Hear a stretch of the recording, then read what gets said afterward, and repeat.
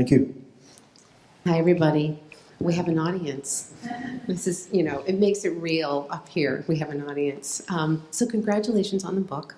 Thank you very much. I've read the book, and I'm not an expert on China or golf, but it's a book for people who know a little or a lot about both of those things. I wanted to ask you, I want to start with a quote from, I think, the introduction. And it's a quote from Dan. And it's just something to think about before the interview so you can get a sense of what the book is about. He describes the emergence and growth of golf in China as a barometer for the country's rapid economic rise, but it's also symbolic of the less glamorous realities of a nation's awkward and arduous evolution from developing to developed. And I think a short way of saying that is this is a book that's about so much more than golf. It's about China and changing China. How did you come to be in China? Give us a little rundown. I know you're a former journalist, but how did you get to China? Right. I ended up in China quite randomly, almost by accident. I was a sports writer for a daily newspaper outside of Atlanta. And the original plan was to be there for 2 years. That turned into 4 years. And so I was starting to try to figure out what the next stage of my career would be. And I think it was the summer of 2002, I had this harebrained idea that I would move abroad. And that was anywhere. Anywhere. Abroad. Yeah, okay. Just abroad. And that's about as far as it got. And I was thinking, well, what would be a good way to do that? And I thought, well, teaching could be a good way to experience another culture. It's teaching English, I guess. And my father, who's a professor at a university in Pennsylvania, he had some connections with universities in China. And before I knew it, I had this harebrained idea, and then 2 weeks later, I had a job offer to teach English at Shanghai University. And so I jumped at the chance, but I had no China background, no Asia background. And I thought, okay, I'd be there for a year or two, figure things out, and then go back into newspapers or magazines in the States. But 1 year turned into 9 years. Wow. And it was the best move of my life. It was a great time to be in China. I was in China from 2002 to 2011. And it was just such an exciting time. In Shanghai especially, it seemed like anything was possible. Everybody was doing entrepreneurial things. There were lots of stories to tell. And as a writer, I enjoyed that aspect of it. And a few years later, I stumbled upon the topic of golf. Of golf. So I think we talked about this, and I think it might be in the book. There was it was a big golf tournament. I think it was 2005, and you were covering the tournament for ESPN.com. Is that right? Right. And you had kind of a revelation there, even though, and so you had written about sports before? Right. I was a sports writer and columnist back in the States, and I continued to do feature stories in my early years in China, some of them sports related, some not. Wasn't really a golf writer per se, but a random encounter in Hawaii, of all places, led me to write about golf in China. And I didn't know about the complexities surrounding the game there. And most of my first couple assignments were pretty standard fare, covering the big international tournaments that were starting to pop up in China with recognizable names. Like Tiger Woods. Right. Yeah. And so my second big event that I covered was you might be familiar if you're a golf fan with the HSBC Champions Tournament. I covered the first one in 2005. It was the fall of 2005, and that was Tiger Woods' first official event in China. I was writing for ESPN.com, and if you're covering a professional sports event, the media is all in the same room. You're getting pretty much the same quotes. They lead you around, right? Right. So you're trying to find your unique angle. Right. And my unique angle was leaving. I walked out of the golf club. In Shanghai. This was in rural Shanghai. Most of the golf courses are in rural China. And I knew it wouldn't take me that long to stumble upon a village or two. Right. And I just wanted to get a sense of what the people living around this very fancy golf course. I mean, it was a club where houses were millions of dollars. And then you have people living in shacks, in some cases literally in the shadow of the golf course. I wanted to get an idea of what their impression was of this foreign game, this foreign way of life that has moved into their neighborhood. And to find out if any of them had ever heard of a guy named Tiger Woods. No one had. But that was the moment where I think I realized the story of golf in China was much bigger than golf itself. You really see the gap between rich and poor laid out in front of you in one very stark image. And I think that's what propelled me to dig a little deeper. This was not a sports story. This was a China story. A China story. And I think it was at that game or soon after you met one of the main characters in the book, who's named Joe. And he's I should tell everybody in the audience, the book is sort of told through three characters, two Chinese and one American who's a golf course developer. And so you sort of see what they go through over maybe 6 or 7 years, and how their lives change based on golf, based on building golf courses, based on living where they live. Joe is my favorite. I admit. You got pretty close to him, and he was. Tell us a little bit about Joe. High school dropout. Sure. I don't even think he got to high school. Okay. All right. Well, then he's not a high school dropout. So I first learned when I was covering these big international events. That's when I learned about this fledgling domestic tour, the China Tour. It was called the Omega China Tour back then. Omega was a sponsor, and at that time, this was 2005, 2006. It very well could have been the lowest possible rung of professional golf in the world, but it was everything is so new in China, so it was just getting started. But I had heard of this golf tour, and I knew that a lot of the golfers on the tour had very interesting personal histories, stories that you do not hear when looking at the bios of people on the PGA Tour. These were very much blue-collar golfers, people who came from very poor backgrounds and stumbled into golf quite randomly and late in life, and were trying to make a living from this game that they didn't know existed until they were in their early 20s. And they were playing golf not because of any promise of fame or fortune. The term professional golfer didn't exist in China until 1994, but they were just looking for a better way of life, making a living by teaching golf and playing a tournament here and there was better than working on a farm or in a factory. Right. And so in August 2006, I went to the Shanghai leg of the China Tour, which was not actually in Shanghai. It was in Jiangsu province, which is nearby. But none of the golf courses in Shanghai wanted to close down their course for a weekend for the lowly China Tour. So we went to Jiangsu province for the Shanghai leg, and I met a handful of these golfers with these crazy backgrounds, like a former sushi chef, a former kung fu master, a former stunt motorcyclist, all of whom came from rural roots, lived on a farm at some point in their life. One of these guys that I met was Zhou Shunshu, and his story really stuck with me. That first interview it lasted for around 2 hours. And this was on Wednesday before the tournament was supposed to begin.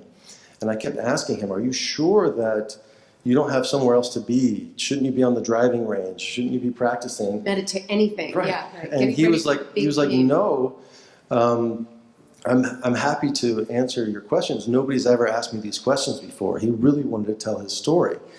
And he told it, he was so animated the way he talked. And the story itself was so gripping that I thought there might be something here. So Joe comes from Guizhou province, one of the poorest provinces in China. And he comes from a very poor mountain village, arguably the poorest village in Guizhou. It's very hard to get to. Prove. It's not like there's a road. The top of a mountain, right. The only way up is this muddy road, and oftentimes the road is impassable, so it's a 4-hour hike to the top of the mountain. And that's where Joe grew up. When he was growing up, his dream was just to get out of the village. That's all he wanted to do. And when he was in his early 20s, he got out of the village. He chased jobs in Guangzhou, which at that time was the boom town. And he and a bunch of his classmates from a military police school, which is really kind of a security guard school, they went down with no job prospects, and they all ended up getting a job at the same place, a golf course. And that was the first time that any of them had ever heard of golf. They had no idea what golf was. But Joe was an athletic guy. He was a competitive guy. And there was something about this new place in this game that... How old was he at that point? He was 23, I believe. Okay. And so one of his jobs as a security guard was at Guangzhou International Golf Club, so kind of an elite private club. And one of his jobs as security guard was following around the groups and reporting back to the clubhouse on where the different groups were. And the first thing Joe noticed was that this game, although it was strange, seemed oddly familiar to him. When he was a young boy in the village, and they would take the cows up to the pasture, the boys would try to find games to pass their time. One of them was digging a hole in the ground, wadding up a ball of paper, and trying to hit it in the hole with their farming tools.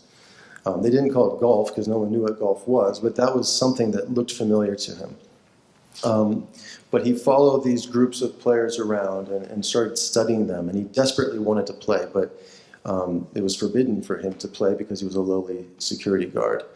And then his story about how he, in secret, trains using discarded clubs, and he makes his own clubs. And he works all day and then trains in secret. At night. Yeah. I just, I was so drawn to it. He's the ultimate underdog, and I really think his story, in many ways, embodies a definition of the Chinese dream.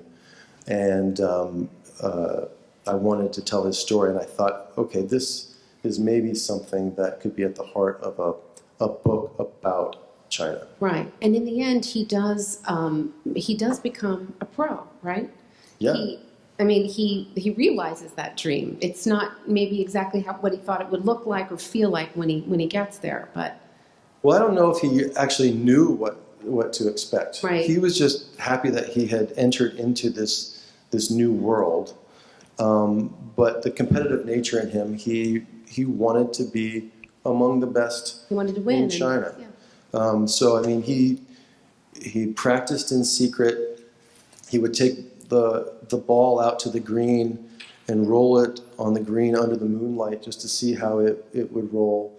Everything in secret. Eventually, he was able to play on a course, but also in secret. One of his bosses knew that Joe desperately wanted to play, and so after Joe would work a night shift, they would take him out on the course around 6 a.m. before the members would arrive, and they would play a quick round, and he remembers having to run from hole to hole. Sometimes if somebody was coming, he would have to go hide behind a bush. Yeah. But he would hit the ball, make sure nobody was looking, then would go after it. And somehow playing that way for a year or so, he started hitting in the 70s, which is a low score. And he had a very sort of strange style, kind of all his own. I mean, he doesn't look like any golfers we might see. Right, but well, that's partly because of his original training was done on these clubs that were not the right size for him. Because he would take discarded clubs and kind of put them back together. One of his early sets of clubs was originally a female club set. So he has this kind of, his knees bend more than they probably should, but he's got this very athletic build, and he's just very, very powerful. Okay. So before I want to talk about the other two characters, but I mean, the book is called The Forbidden Game, and it's a difficult thing to explain, but I'm going to ask you to try to explain it. Golf is technically forbidden, or it's forbidden to build golf courses. Right. And yet they're building golf courses, hundreds of golf courses, and people are playing golf. So, tell us a little bit about how sort of local governments get around that when a big developer comes in and says, hey, I want to build 36 golf courses, I want to build a mega complex, can we do that? All right, yeah, and I'll back up just a little bit. China's always had a complicated relationship with golf.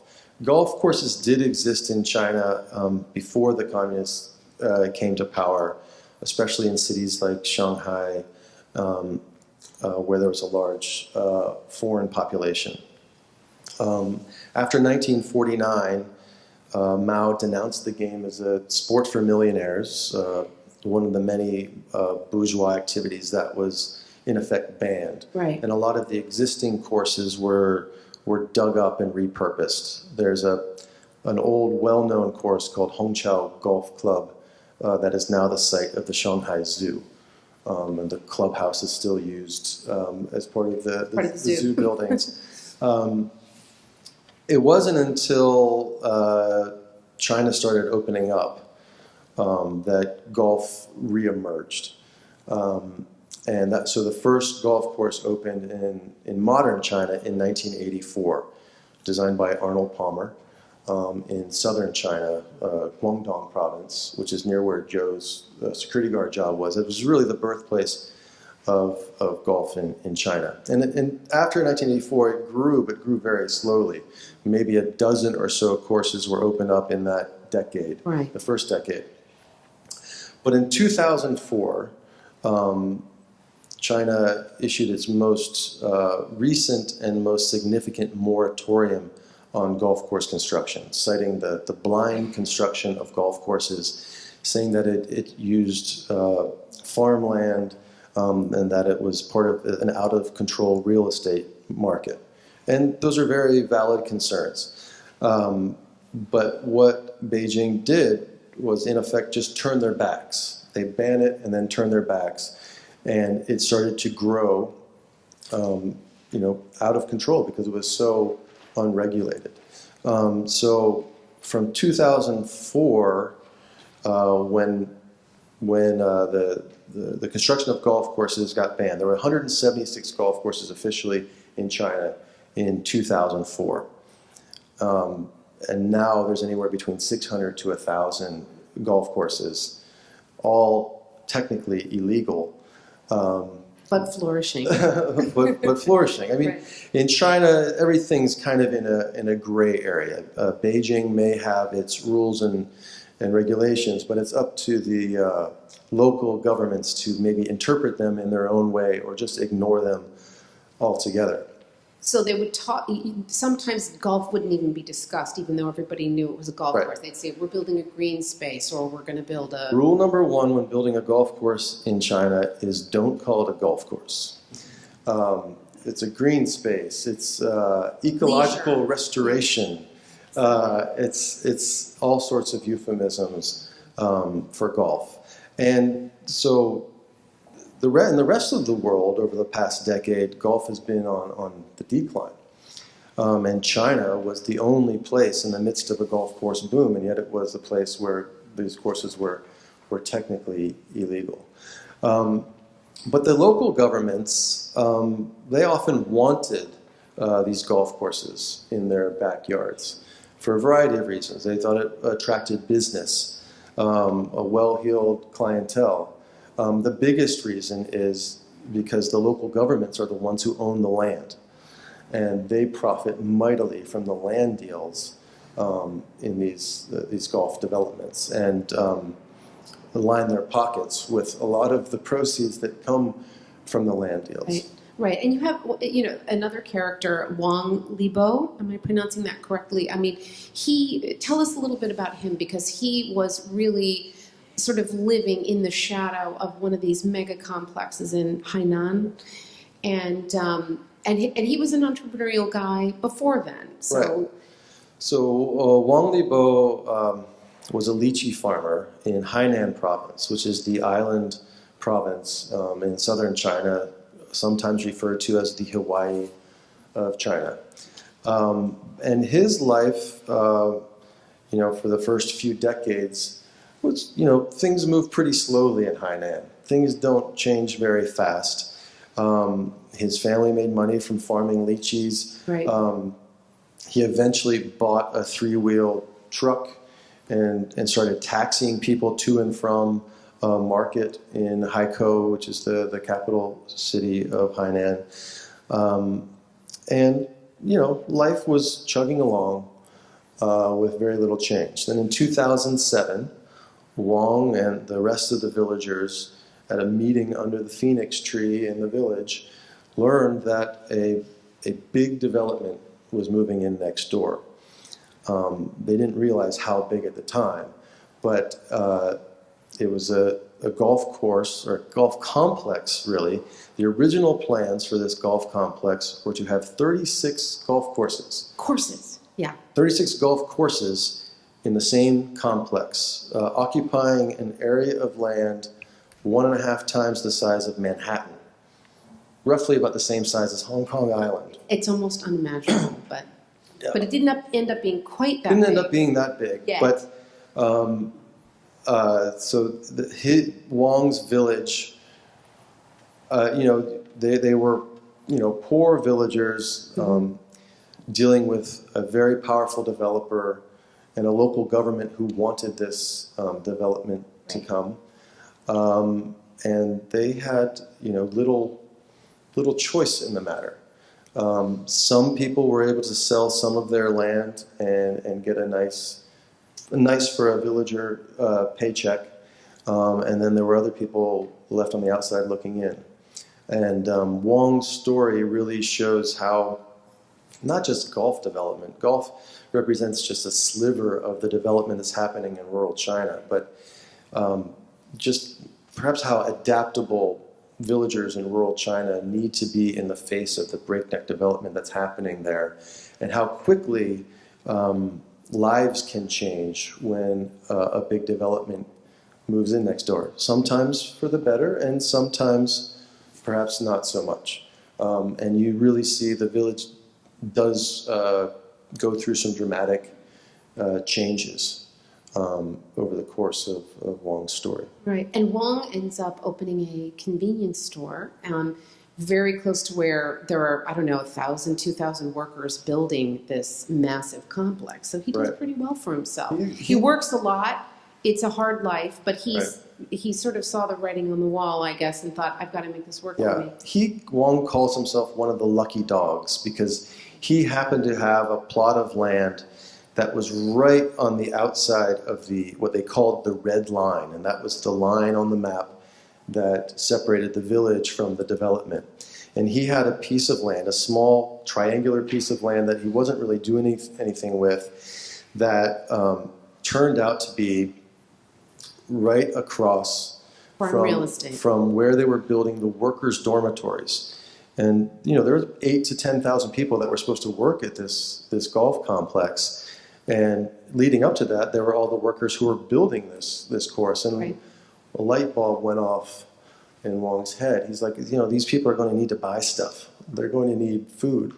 And so he and his wife built a shop. Well, the first thing they did was build a wall. Usually it's the golf courses that are building walls to keep the riffraff out. This time Wang, who had also worked a little bit as a bricklayer, he was like, I'm building a wall. I do not want these guys coming in and taking, my last triangle of land. So they built this convenience store, and he's a survivor. He saw the writing on the wall. He knew that he was not going to be able to compete with a powerful developer and a powerful local government. He saw his fellow villagers out protesting, and some of them got violent, and he was one of the first people to sell his plot of land. He called them over to measure his land, and he wanted to sign right there. He got his money, built a big house on the way you move up in Meicho village was building a cement house near the cement road. The traditional houses in this village are all made of this lava rock with these, and it's very beautiful tiled gabled roofs, but that was a sign of the old. And Wang wanted to live in a house where he could rub the walls and not scratch his skin. And show people that he could afford that. Yeah. Right. So he built this, when he got his settlement money, they started building this big house. I mean, a big cement house. It doesn't look like anything we would have around here, but a big cement house next to the cement road. And that was a sign of moving up. But, as you said, he works long hours. So it's not like he's, just sitting back and enjoying. I mean, he's working these long hours, and I think he's more thinking of the dreams of his children. And he needed to figure out a way to take advantage of this big new neighbor next door, and how can I make this work for me? Right. And so he figured out a way, and I think his kids will benefit from that. Mm-hmm. And the last character there's three major characters in this book we see is an American, Martin Moore, who is a guy who works. I guess he starts off. I don't know. I mean, he seems to get fancier and fancier jobs, but he's in golf course construction, and at first people are bossing him around, and then pretty soon he's bossing other people around. But I think what's interesting about Martin, he's an American, and he's figured out a way to work in China, and it's a very, very different culture. And Martin sees a lot of people come and go, and knows when it's not. Knows when an American developer or another developer might not work out. Right. Tell me a little bit about Martin's personality and why you think he was able to kind of, do this and stay in China for, I guess, 2 decades or something like that. Right. At least, yeah. At least. So Martin, he ended up in China by accident as well, and somewhat begrudgingly ended up at his first job in China. He had been building golf courses in Asia, and for the people like Jack Nicklaus, some of the big names, and he was heading up the construction team. He thought that he was set to go to build a course on the Gold Coast in Australia, and he was, because he had spent time in rural villages of Thailand, and he thought he'd paid his dues in Southeast Asia, and he was headed to the Gold Coast. He was dreaming of beaches, and then he got pulled to this project in a city that he had never heard of in China, and all of it was Kunming, Yunnan province in China, and all of his colleagues thought he was crazy for taking a job in China. Things at that time were booming elsewhere in the world in terms of golf course construction, especially in the United States, probably building more courses than we needed at that time. So everybody thought he was crazy, and thought he was even crazier when he stayed in China and kept going after that first course. So he built Spring City Golf Course, which is still held up as one of the top courses in China. But he, before most people, saw potential in the Chinese market, a place where very few people actually played golf. But he, I think you can see China through his eyes in the book. He offers a a literal ground level view of doing business in China and navigating the labyrinth of politics and business and how they often intersect. But he's an intelligent pragmatist. And I think what he realized early on is that you cannot go into China expecting it to work like it does back home. And I think his experience in Southeast Asia prepared him for this a bit. Right, before he got to China. But he realized, you cannot force China to change. You have to change yourself. Yes. A lot of people talk about when foreign businesses go into China, you have to learn you have to play by China's rules. Well, in the golf course construction industry, no one really knows what the rules are because everything is very, very fuzzy and gray. And it's illegal. Right, and it's technically illegal. Yeah. But so he just stuck with it, and also we talked about people being adaptable. Yeah. He was very patient and willing to deal with the headaches, and so he got his foot in the door in China before anybody else did. Or the boom. And then the boom in the States went bust. Yeah. And then everybody was looking for somewhere else. Okay, where's the next big golf market? And it happened to be China. And so for a good chunk of the last several years, if you were in the golf course construction industry and you weren't working in China, you probably weren't working at all. And so those same people who were laughing at Martin early on were sending him resumes and calling him and saying, hey, do you have any work for me? Because he was building, more golf courses than anybody in China, kind of riding this wave. But it's also clear in the book that he knew that it could come to a grinding halt at any time. Just because it was so unpredictable, it is technically illegal, and it is China. Anything's possible, but he was going to stick it out as long as he could. The pace of some of these projects was crazy.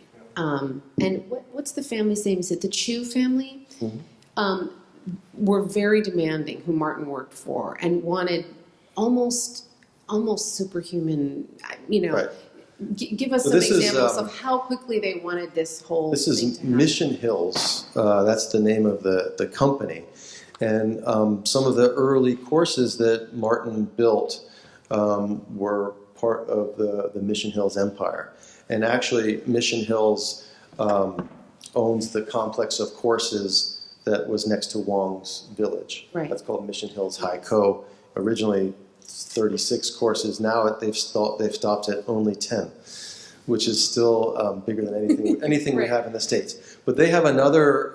Their first collection of golf courses was built around Shenzhen, a city in southern China, very close to Hong Kong, and that is, according to the Guinness Book of World Records, the largest golf complex in the world with 12 courses.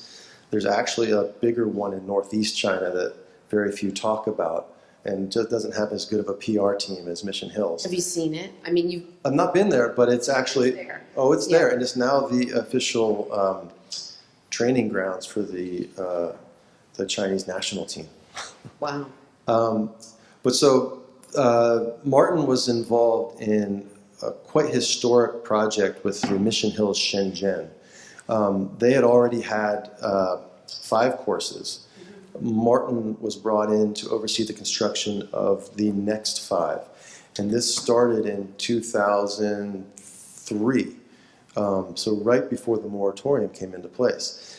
And they wanted to build 5 courses simultaneously in a year, which unheard of in the world of golf.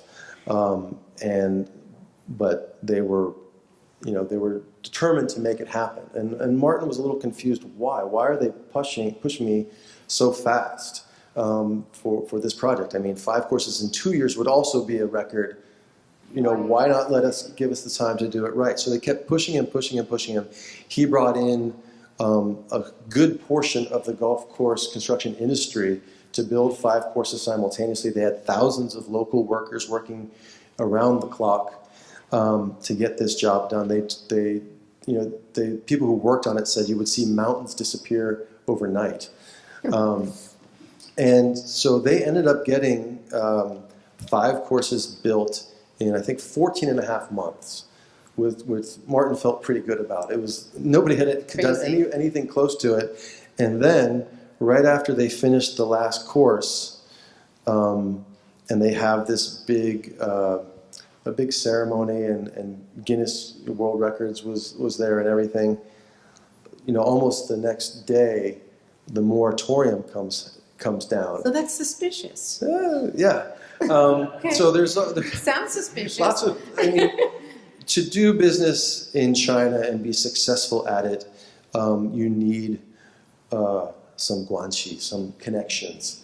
And many believe that the Chu family and Mission Hills family has very well-placed friends, connections. And so maybe they had some advance notice that this was happening down, and maybe that explains why they had to hustle. You had to get these courses done by this amount of time. Something very similar happened in Hainan. So you're building, at one point they were actually building 22 golf courses there. And the project had a code name. It was called Project 791 because it's such a huge project and it is technically illegal. And so they were just trying to fly under the radar as much as you can with a development that takes up so much land. But it was very top secret. They like to kind of put a clamp on any sort of PR about the development. Right. In fact, when I interviewed Ken Chu, I knew I was going down to Hainan for a story, and I'd heard rumors about this big development Mission Hills was doing in Hainan. It was kind of an open secret in the industry, and I asked him about it, and he said, "We have no plans at all in Hainan. We're not building anything." And I went down there, and I there's completed golf courses with grass on them and the Mission Hills logo. Wow. But there's a reason why they have to, because it is such a sensitive topic. They felt the need to, keep it under wraps. But then, when they are ready to open, and when they are ready to let the world know, I mean, they sing from the mountaintops. I was traveling a lot at that time, and every airport I went to was announcing the new Mission Hills. And they timed it somehow with a kind of a local piece of legislation came down that made some forms of golf course construction legal in Hainan province. How about that? And when they were launching it, it became like the Mission Hills Hainan was part of a government plan to increase tourism in the province. So they are experts at what they do. It's a movie waiting to be made. They're experts at what they do. That's right. And I guess, how are we for time? Good. A few more minutes, Sure. and then questions? Sure. Okay. I have one last. I just want you to tell us where we are now, because it seems like it's always on the books that it's illegal to do everything that's happening, but it seems like maybe they're cracking down. So what's the temperature like right now in China? So golf has always been kind of a politically taboo topic in China. Because it is known as the rich man's game. If you talk to any Chinese person, that's what they'll probably know golf as, if they've heard of golf at all. Oh, that's the rich man's game. And it is, in fact, if you're a person just living in China, it's expensive to golf. It's more expensive in China than most places in the world. And there are no public courses. So it literally is the rich man's game. And Mao called it the sport for millionaires. It probably still is in China. Right. So it's a political hot potato because government officials, especially above a certain level, can't be seen to be embracing this noble sport. even though some of them do play and register under fake names, or they shut down courses just so the government officials can play. But they can't be publicly seen embracing it. Right. So there's no one with a camera at any of these places. Right. They can never... There's one high-ranking government official who was photographed playing golf. His name was Jieyang in the 1980s. He spent the last 15 years of his life under house arrest, not directly tied to his golfing habits, but he was the only high-ranking official to be open about his love for the game. And during his time under house arrest, the only times he was allowed out of house arrest were for these heavily guarded trips to golf courses in Beijing.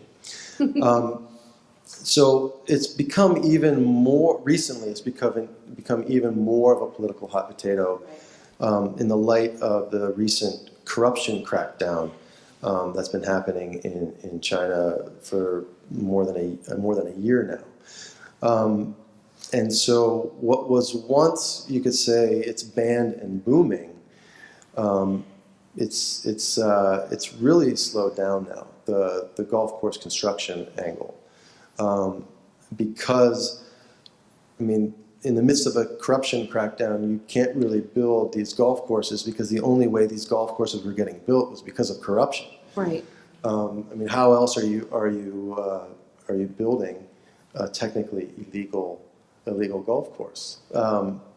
So that's part of it, and then you really have officials of all levels now being very wary of what they attach themselves to.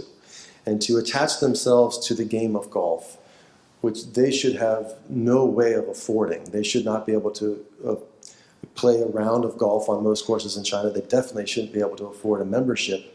So they really, really need to keep it even at further distance. So I was just in China in November, and it's really the most pessimistic I've seen those in the industry. There were always crackdowns over the past 10 years here and there, but mostly they were regional, and they would go away eventually. The upward progression was always more golf courses. But now it seems that things have ground to a halt, and people are just kind of in wait-and-see mode. Is Martin Moore the big developer? Is he in China now, or is he elsewhere? He may have a couple of things going in China, but very slowly. Right. But he was mindful not to have all of his eggs in one basket. So he always had some things going on in Vietnam, Thailand, other countries, because he knew that the China market... It could turn at any moment, yeah. That's correct, yeah. Okay. Are there questions? If, with all these hundreds of golf courses they have, and the population really can't use them, is it primarily foreign tourists, foreign travelers that are coming? I know the Japanese, the Koreans, the Indonesians, the Australians are all big in golf. Are they the ones coming? It used to be that way. It used to be mostly foreign business people, and we include Taiwan, Hong Kong in that. But recently, I mean, there are more and more wealthy people in China, so you're really seeing more and more Chinese playing on these courses, but it's definitely a small sliver of the population. You can still say that statistically 0% of the population plays golf, but 0% of 1.4 billion can still be a decent number. And that's why you see the PGA Tour moving into China. That's why you see all the luxury brands latching on to the game there, because it is one of the only places with all the obstacles that it faces in China. And even though it's just enjoyed by a tiny sliver of the population, it is one of the only places in the world where golf is actually on the rise. Golf is on the decline in most other parts of the world. So everybody's trying to capture that market. And it is more and more wealthy Chinese who are picking up the game, or at least buying mansions along the fairways. some of the growth of golf courses in China was built around demand, and a lot of it was just a way to sell real estate, which is kind of the way it grew here in some of the boom years as well. It was more of people wanting to project this new rung on the social ladder. Owning a house next to a fairway was one way to do that. So it's still growing, but it'll be interesting to see how this works, because there's also rumors that Beijing wants to close up to 100 courses this year. So I don't know how the number of golfers can continue to grow and the number of golf courses on the decline. So we'll see what happens. Well, there's also, at this point, there are kids, I mean, Tiger Woods was raised with a golf club in his hand, and there are players in China now who have had that. There's been enough time that has passed, right? That they've had that experience. So it was interesting at Zhou Xunshu's last couple of years playing on the tour. You could really see this changing of the guard.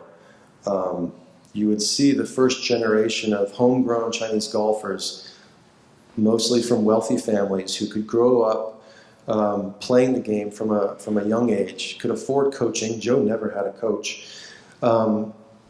And you could see the big gap in this, where Joe came from and where these kids came from. They spoke some English, the way they dressed, the way they carried themselves. In post-round interviews, they would talk about, I had some good sessions with my sports psychologist, and the Jim just went to the bar, right? Basically, yeah. Right. So you could really see this change happening, and that actually is the one area where the Chinese government can somewhat embrace the game of golf, because golf is now an Olympic sport again. So in 2016, golf will return to the Olympics for the first time in a century. And as we all know, China places a little bit of importance on Olympic Yes, Games. just a little, yeah. So they are funneling an unprecedented amount of money into their national team because they want to eventually perform well on the Olympic stage. And it's not like China just says, okay, here's my Olympic golf team and go to Rio. You need to accumulate world ranking points in international tournaments to be eligible to qualify for the Olympics. And until recently, China did not have many golfers doing well in the world rankings. So the Chinese government is funding every aspect of the careers of this elite group of young golfers and paying for them to go to these tournaments, paying for their coaching, their room and board. No other country is doing this to this degree. So that is one way that the government, but they're still doing it a little bit under the radar. But I think it's probably not going to happen this Olympics, but it's going to happen where we're going to see more and more of these Chinese golfers taking a place on the international stage. I mean, the fourth ranked female golfer in the world is Chinese, Feng Shanshan. She's already won a major, but she still talks about going back to China and not being recognized. She has trouble getting domestic sponsors, just because there is sponsorship thing has got to be a very big deal, because it makes your life easier. Right. I mean, she has plenty of sponsors. None of them are Chinese. Right. It's just because it's still this touchy topic. Nobody wants to embrace it fully yet. I mean, I remember I contacted IMG. She's represented by IMG, and I contacted them asking, does she have any Chinese sponsors? And they said, oh yes, Buick. And it was because it was the Chinese branch of Buick that was sponsoring her, is what they said. That was her Chinise sponsor, Buick. Let me just be clear. When you talk about slowing down, you're talking about the building of golf courses, not people playing golf courses, right? That's correct. Yeah, so the construction of new golf courses has pretty much ground to a halt, and people are kind of in wait-and-see mode. But recreational golf is still on the rise in China. And competitive golf, definitely on the rise. I mean, they weren't even, you would not see Chinese names on leaderboards 10 years ago. And now, I was just looking today, there are 4 male Chinese golfers in the top 500 in the world. I think a year or two ago, maybe there was 1. And there are 14 female golfers in the top 500 in the world, 2 of which are in the top 100. So if China's going to have success competitively in golf, it's probably going to be on the female side first, same way it's happening in South Korea. The sports announcers better work on their Chinese pronunciation because it's going to happen eventually. Right. How good are the Chinese tour players? Where would you slot them into the American hierarchy of golf? On the men's side? Yes. Well, right now, there's not really any that are playing on a regular basis on the U.S. tour. So the top-ranked golfer is Liang Wenchang. One's playing China on this Chinese tour that you were talking about. Oh, is that like an American mini tour in terms of it is. quality? It is now. Actually, the PGA Tour relaunched because the tour that Joe is in fizzled. It ran out of sponsorship money. And then there were a couple other homegrown attempts. And just this past year, it was called the PGA Tour China. And it was sponsored by the American PGA Tour. And it became a feeder system for it's one of the feeder tours for the PGA. So if you perform, so if you perform well there, the top golfers on the money list at the end of the year earn the right to play on that tour in the States. And so I think this year we'll be able to see how those Chinese golfers fare on a tour that's outside of China. I think it's going to be several years before we see people, cracking the top 10 coming over from this tour. But they have to start from somewhere. So there's a golfer named Li Tong, who is one of the golfers that qualified to play in the States based on his performance last year in China. And there's another golfer named Zhang Xinjun who qualified, but he was also banned from the game for 6 months for cheating. So What did he do? he was caught putting the wrong score down on his, signing an incorrect scorecard more than once. So if it happens more than once, it might not be an accident. Right. Maybe not. So that would be we were all thinking that would be a big shame if he was, the first golfer to come over, because right. Then people think, the cheater's coming over from China, whereas really just one guy. So I'm not I've written a book about golf in China, but I'm not a golf expert. I'm not really the right guy to analyze the games of these players, but you're gonna start seeing more and more, and this PGA Tour is helping that. Now, a lot of the golfers playing on this PGA Tour in China are not Chinese. Less than half are Chinese. A lot of them are other guys who see this as a way to get to make it back to the States. So they were competing against a lot of foreign golfers, and a couple of them, Li Tong especially, who won the money list, performed quite well. Speaking of the money list, any idea on how much players make on the Chinese tour players? So when Joe was playing, they weren't making much. The total purses for an Omega China Tour event was around $200,000 US. That's the total split over 60 people who made the cut.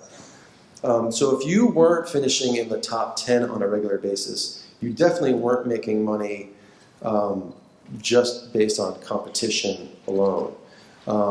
Joe lost money on the China Tour his first few years on the tour, and he just stuck with it because he was just passionate about it.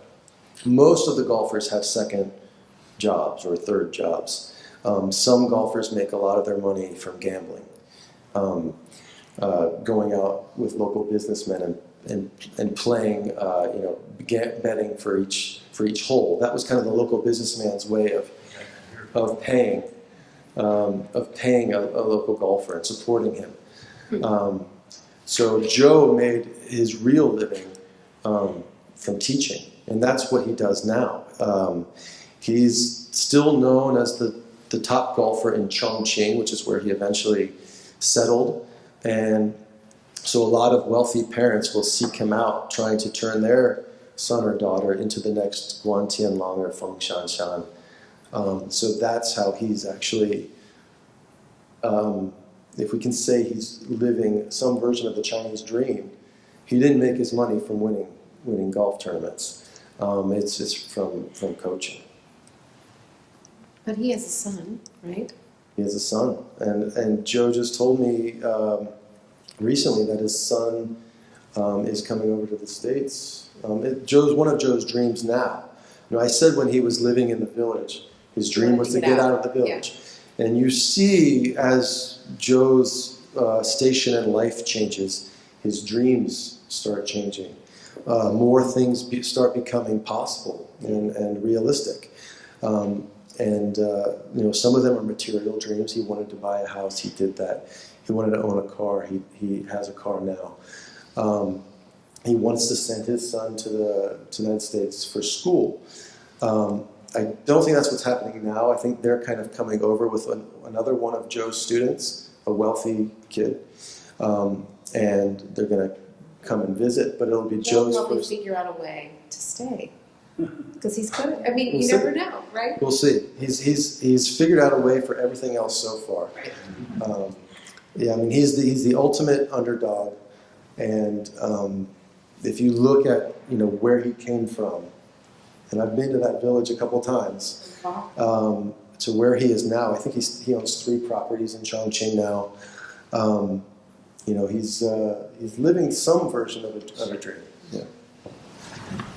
So, Dan, is there opportunities for other underdog stories then, even though golf is slowing down? I mean, are there kids out there secretly playing golf or anything like that?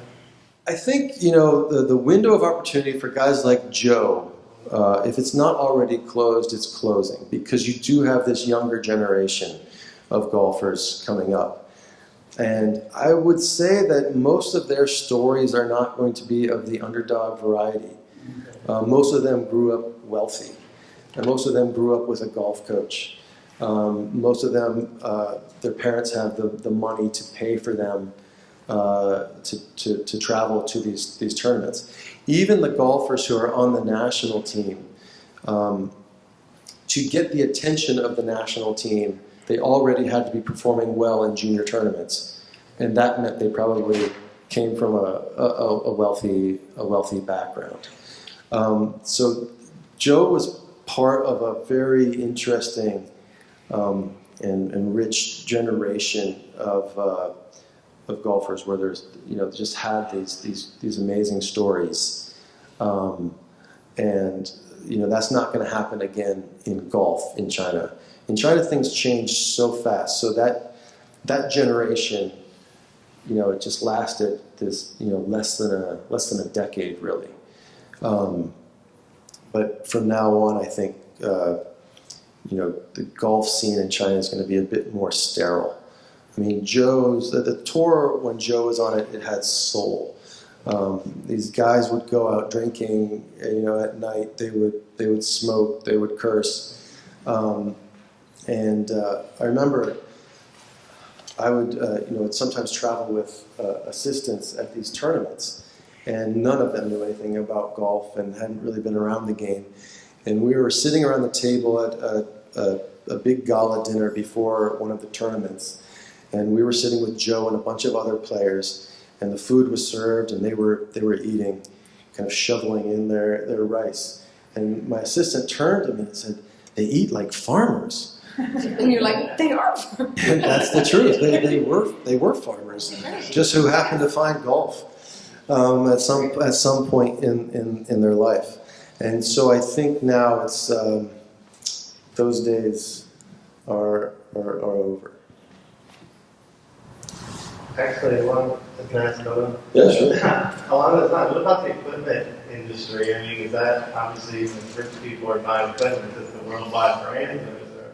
Yeah, well, the counterfeit industry, golf industry in China is booming, and you can probably buy some on eBay if you don't have to look very hard.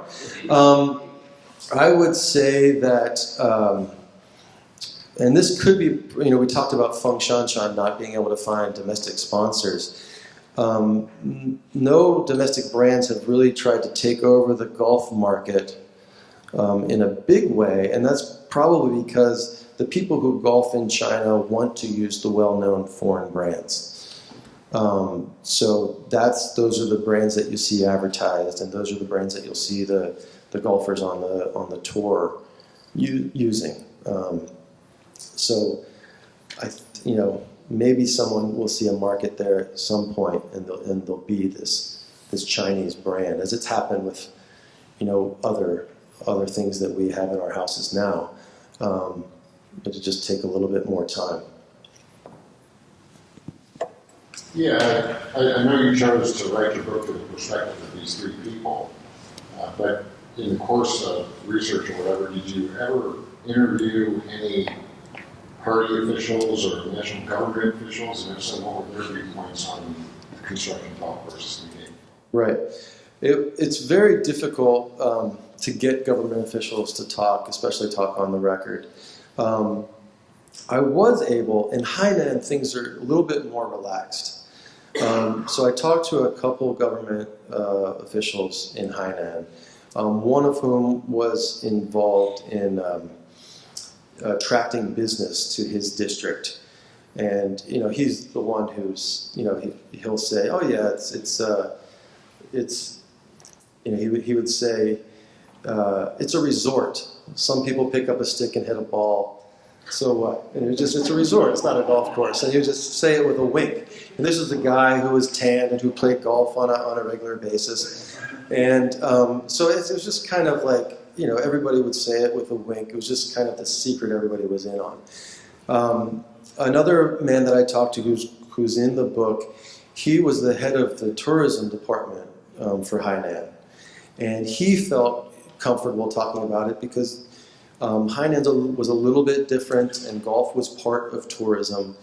But he did talk about how when he went and visited colleagues in Beijing, they said, don't talk about your golfing here. It's just, this is something you can't do. But then he could go back to Hainan and he would golf. Now they would maybe wear long sleeves while golfing so they wouldn't have a golfer's tan. You will see some people some people with hats and these things that go over their neck too. And I would ask, who are they? It's probably a government official. Uniform. Right. So he spoke rather openly and felt, I'm sitting here. He would say, I'm sitting here talking to you about golf. I feel free to do that.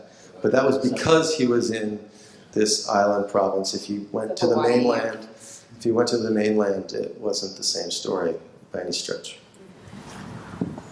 The youngest person to ever make the cut at the Masters, 14 years old, Chinese. Yeah, Guan Tianlong. Right.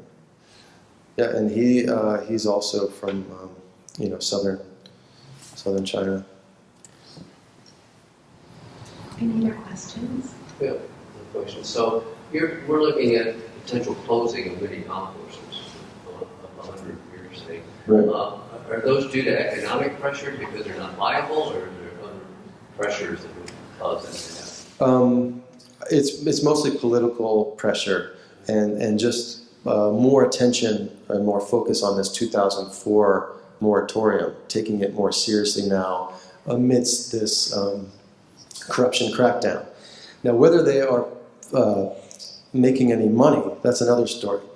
I don't know of any golf courses in China that make money from golf alone. They are pretty much real estate plays. And so they're going to make their money from selling luxury homes along the fairways. There are some golf courses in the big cities that are quite busy. But I've talked to managers of many, many clubs in China, and they say nobody is making a profit from golf itself. So I don't think they're getting closed down for that reason. It's more of getting caught up in the political climate of the moment and making a statement. A golf course is an easy target. There's maybe 600 to 1,000 golf courses in China. There's 16,000 golf courses in the United States. But in China, it's a nation of 1.4 billion people, many mouths to feed, limited arable land, limited resources, especially water. It is this politically taboo topic, so golf does have a lot of things, a lot of factors not in its favor. So if there is a corruption crackdown and someone's looking for something that would make headlines, say, hey, I'm fighting corruption, I'm going to close down this golf course, that's an easy symbolic target. Any other questions? What's the situation in Macau and Hong Kong? Quite a bit different. I think there's someone here who could probably talk about the Hong Kong situation better than I, as a member of the Hong Kong Golf Club. But it's, I would say it's quite a bit different. Macau, I don't know that there's that much golf, but Hong Kong has a pretty, there's a lot of history there, and there's been some golf courses there for a long time, and it's definitely less of a taboo. Hong Kong and Macau, there's just no link. Right. So there's an interesting article in today's Wall Street Journal about Caesars going broke. And one of the reasons they went broke is because they never built casinos in Asia and they missed the Macau thing, but they did spend, and I didn't know this, tens of millions, if not hundreds of millions of dollars building a golf course in Macau. Yeah. But they never got a casino license. Right. That's all, The casino licenses in Macau are pretty much run by this one family, and Caesars bought this big hotel, thinking that they were eventually that was going to be their foot in the Macau door. But if you're not in good favor with Stanley Ho, and his group of people, you're not going to be able to open a casino in Macau. But yeah, it's a land issue, and it's just different cultures at work there, so it's a different situation than the mainland. Hong Kong has 4 private golf clubs and one set of public courses that were designed by Gary Player. That's it. So there are about 10 courses in Hong Kong. Yeah, and a lot of people in Hong Kong would go across the border and go to Mission Hills, for example.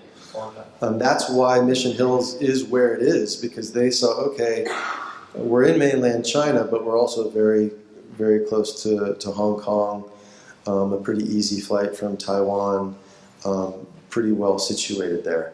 And that's why they've been able to, one of the reasons they've been able to prosper. So I'm going to invite you to continue the gambling portion of the conversation. Dan out in the foyer. Dan, Maggie, thank you so much. Please give a hand to our guests. Thank you very much.